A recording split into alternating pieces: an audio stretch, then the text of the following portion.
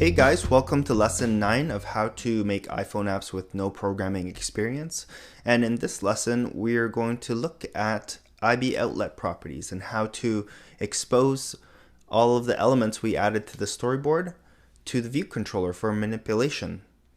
In the last two lessons, you learned a lot about Swift classes and you learned about UIKit. So let me point out to you how we've been using UIKit all along. So in building this storyboard, we were looking through this objects library in the lower right hand corner here. Well, all of these elements are actually part of UIKit.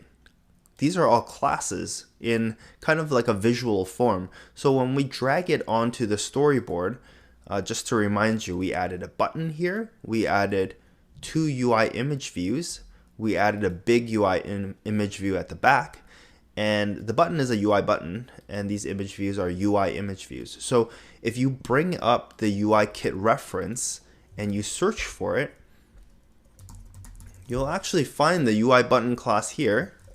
And if you search for the UI image view, you'll find it as well. You know, these two classes are pre-built by Apple for us to use so that we can basically create buttons and display images very easily in our apps without having to code any of that behavior ourselves. And when we're setting the attributes, let's say I'm going to click this element here, and in the inspector view right here, you can set the background color, you can set the alpha, you can set the text, what the image is, all of this stuff that you're configuring here, you're actually setting properties of that object. When you run the app, the information in this storyboard is going to be used to create objects that the storyboard specifies. So in this example, when we run the app, it's going to take a look at this storyboard, and this itself is a UI view object, first of all. And we've got a background UI image view object. It's going to create two more UI image view objects to display the cards. It's going to create a UI button object. And I think we actually have another UI view element to contain these two UI image views. So let me open up the document outline. It's a little more clear here. So you can see this is the entire view. This is a UI view object. If we search for UI view, okay, well, we'll go from the very top. There it is. So it's a UI view object. Okay, and then we've got a UI image view object, and then this card container view is another UI view object, which contains two UI image view objects, and finally a UI button, actually a play button container, which is a UI view object, which contains a button object, a UI button object. So that's kind of how our user interface is constructed, and when the app is run, this information is going to get turned into objects of those classes, along with all of the configured properties here. The objects that are created will have the properties set according to what we've configured here in Interface Builder.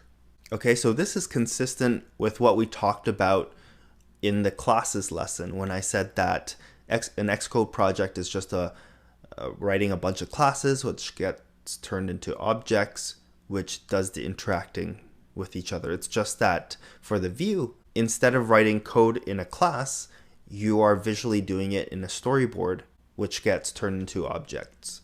And you know what? You can actually just forego the storyboard later when you get more familiar and you get more advanced with things. You can forego the storyboard completely, and you can use Swift code to create all of these classes, create all of these objects and add them to the view instead of describing it with a storyboard. Okay, so now let's take a look at the view controller class, viewcontroller.swift. And now you will understand what all of this code means because we went over it in the last two lessons. So the first line is import UIKit. So import is a keyword which allows us to use all of the classes in UIKit. So that's why this import statement is here. And you can see here that this is a class declaration for a class called ViewController, and its subclass is UIViewController. UIViewController is actually a class from UIKit. So we can search for it in here. So there you go. And this is a class that Apple provides for us to use to manage the UI view. So we don't actually have to code up the UI view controller or the UI view. Those classes are provided for us. And in this view controller class, we can see that there's are two methods. Both are overridden from the superclass, and that's viewDidLoad. In here, it calls the superclass's viewDidLoad. And here we can provide any custom functionality. And this method is automatically triggered when this view is created and attached to the view controller for management. And then there's another overridden method, didReceiveMemoryWarning, and then it also calls the superclasses didReceiveMemoryWarning. We most likely don't have to worry about this too much, but we can manually free up memory here if we need. And that's basically it. This is kind of like your base view controller. So we kind of have a divide because our view is specified through this visual interface builder, and the view controller is described with Swift code here. So how do we connect the two so that the view controller can actually manage these objects that will be created by the storyboard? So we can do that using IBOutlet properties. We've talked about properties before in a previous lesson. IBOutlet properties are nothing more than regular properties, except that they refer to elements that you have declared in the storyboard. So there's a very easy way to declare an IBOutlet property and connect it to one of these elements that are in the storyboard. So all we need to do is go up here to these view buttons. Right now we're looking at the standard editor. You can actually change it to something called the assistant editor. And I'm going to click that. When you do that, it changes the view into two different panes. I'm just going to close this document outline so we get a little more space. I'm going to close this tab as well. Just give ourselves a little more space here. And what we want to do is on the left side, we want to look at our view in the storyboard. And on the right hand side, we want to look at the view controller class. And all you have to do is, let's say if we want to create an IBOutlet property for this first image view, all you have to do is hold down Control on your keyboard and then click and drag. And this blue line will form, and you want to drag it right underneath this class declaration where you would normally declare your properties for that class anyways. So when you drop it or you let go of the mouse button, it'll pop up a little window, and you can see that we can specify a name and we can specify a type, because with property declarations you have to declare what type of data it'll hold, right? And this type, UI image view, specifies that that property is going to be referring to a UI image view object. So I'm going to give it a name. I'm going to call it first card image view. And for the storage type, you can just leave it as weak. There's another option for strong, but we're not going to go through that now because it will require a more advanced understanding of how the memory management works behind the scenes, and we're going to go through that later on. However, if you want to read about it now, I'll provide links in the bottom so that you can do further research into that if you would like. But for now, you're not going to need to know the difference. Then you want to click Connect. So what happens is this keyword IBOutlet is created, and then weak is referring to that storage type we talked about, and then this var is starting the property declaration that you know and that we've done in the previous lesson. This is the property name, followed by colon, and then the type of data that it's going to hold. And this exclamation mark is something that we haven't gone through yet, but we also will not go through that in this video. And again, I'll provide a link at the bottom if you want to do further research into that, but it's probably going to confuse you more than it's going to help right now. Okay, next I'm going to do the same thing with the second image view. I'm just going to drag it right below this one. I'm going to call this one second card image view. What else will the view controller need to manage? It's going to manage the button. So I'm going to click and drag it there. I'm going to call this the play around button. Oops, I called it a Baron accidentally.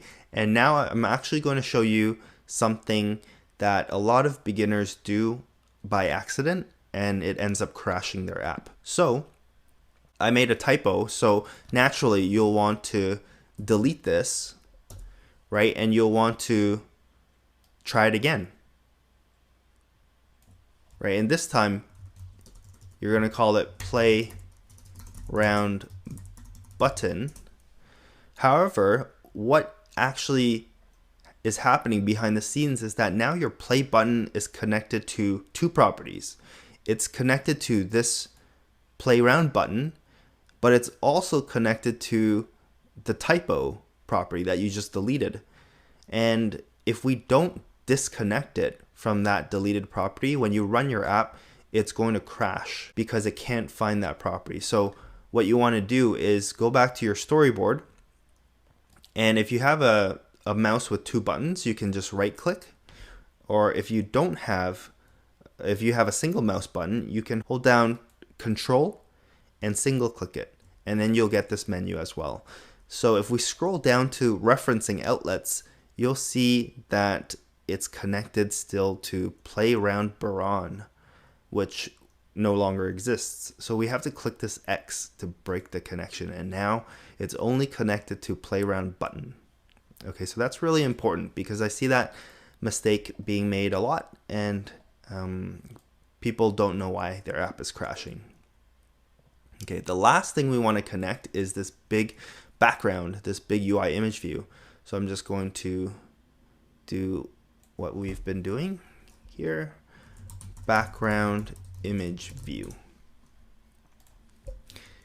Okay, and you can see also that here these little gray circles indicate that these outlet properties are connected to elements. If we broke off the connection, you would see a circle with an empty center. It doesn't have the gray filled in, and that means that this outlet property is not connected to any element in your storyboard. Okay, and just like that, we've created 4 IBOutlet properties, all of which are connected to the elements in our storyboard, in our view. So now from the view controller, we can write Swift code just like we've done in the previous lessons when we were doing it in the playground, how we were accessing the properties for our classes and assigning things into it and changing things. We could do the same thing here. So for example, in my view did load, now I can type self dot first card image view like that. So now I'm actually referring to this property, but this property is referring to this element in my view, this object. And I can go dot, and I can access all of its methods and properties, and I can configure them and change them through code. And if you want to find out what kind of properties or methods they have, you can always refer back to the UI kit documentation and just look up UI image view right here. If you click that, you can toggle it to Swift, and then on the left upper hand side, usually Apple will have some common tasks that you do with this object or this class, and when you click it, it's going to show you how to use it. So that's really helpful to know. At first, you won't know many of the properties and methods of these UIKit classes. UIKit is just so huge, and there's so many different properties and methods in each class. So my advice is that you don't have to go and start memorizing anything. As long as you're following the videos and we're going to be working with these UIKit classes, you're going to see me use properties and methods of these classes, so you're going to know it exists. And a lot of the times when I'm using a brand new UIKit class that I've never used before, I will have to refer to the documentation to look at what properties and methods are available with it. So that's very common as well. And that's why the documentation is there. So right now I am just going to very simply, I'm going to change the title of the button just to demonstrate a simple configuration. I'm going to go self.playroundButton, and the UIButton class has a method called setTitle. And this is the method that we're going to use to change the text in the button here. So you're going to see that even though in the storyboard we specified the title to be playround, after the storyboard gets turned into a view object and all of these guys into their own objects, when it gets connected to the UI view controller, this viewDidLoad function is going to get called. And then this line that we're writing now, this line of Swift code, is going to access that UI button object that is created, and it's going to call this method setTitle, and then it's going to change the text to play.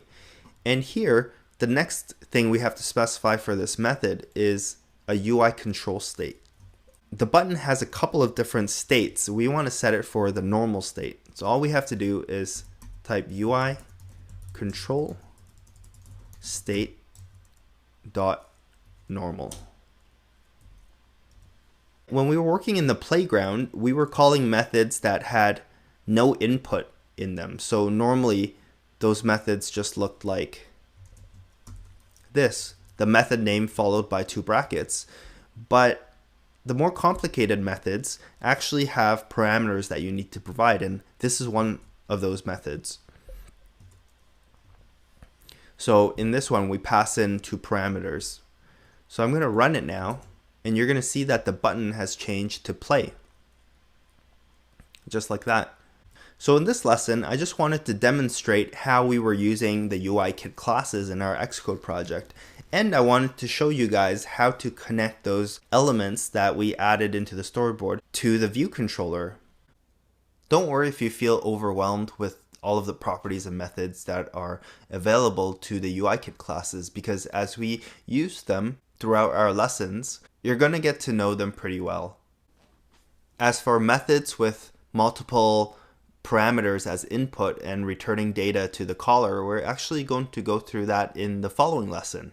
So you're going to be able to better understand a method call that looks like this. Okay, so I hope you're following along on your own Xcode project, because that's literally the best thing you can do if you want to really get the hang of things. So try it out and let me know if you have any questions.